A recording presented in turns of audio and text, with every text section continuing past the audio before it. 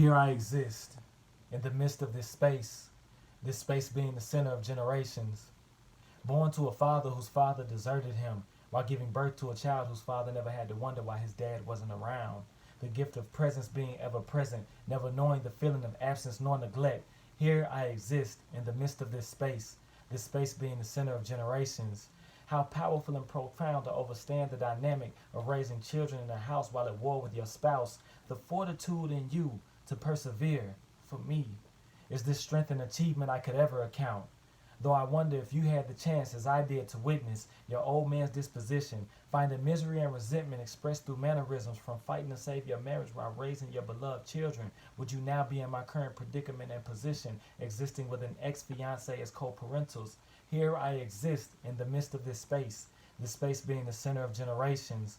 Growing up in a stable and fixed situation, comfort at time breeding complacence. My son will now be tested with a test I never knew, splitting time between parents, his new reality and truth. Is this destiny or a lack of diligence, a lack of prayer or a lack of persistence? Is it a lack of selflessness for being selfish enough to honor myself through expressing self-love? Is this by fate or by the bludgeonings of chance that I rebuild a generational curse once destroyed by my old man? Here I exist, in the midst of this space being the center of generations, holding my son in my arms as I write this, visualizing his future based on my current decisions, how heavy the burden and how great the responsibility.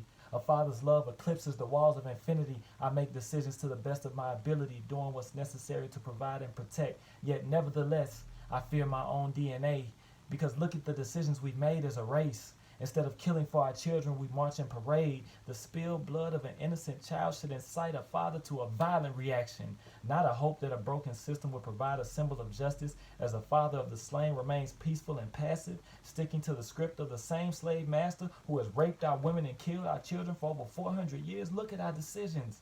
What kind of men have we been made into in this land?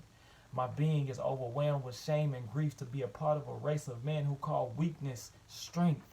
Here I exist in the midst of this space being the center of generations. As a child, my definition of a man was one who leads and inspires his home and community. As a man, that definition is easier said than done to achieve with perpetuity. Walking this path, trusting always in God, that the unseen will be seen when it needs to be. The power of the Father as a provider, planter, and protection of the seed, now more than ever, is what our family needs. So before I end this poem, I ask every black man to vow and take a pledge with me. I am a man, one with the divinity of God. The purpose of life itself is death. If I would not die for my woman, my seed, my family, and community, then my life should have never existed at all. Death cannot persuade my pursuit. I live and die for my elders and the youth.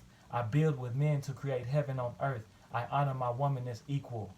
I am the father, protector of what our entire nation possesses. I will only accept respect as a reflection. I will rest when I'm done and not when I'm tired. I will fight fire with earth and water with wind and fire. I will be skilled and tactical in reaction. This is my duty, my purpose, and my passion. I am a father. Let these words resonate in our being and breath as we exist in the midst of this space. Trust God. Trust that God has tailored your situation, no matter how bleak or unfavored of a trial that you face. Our responsibility as fathers in this land is called into action. No longer can we be complacent. No longer can we fear danger. We are the key to our earthly salvation. So now, as we exist in the midst of this space being the center of generations, may we rise up as one, light beaming from the center, to manifest the essence of God that is within us. Be more, be men, become fathers again. From the center we lead, we protect and defend. We are the center of generations.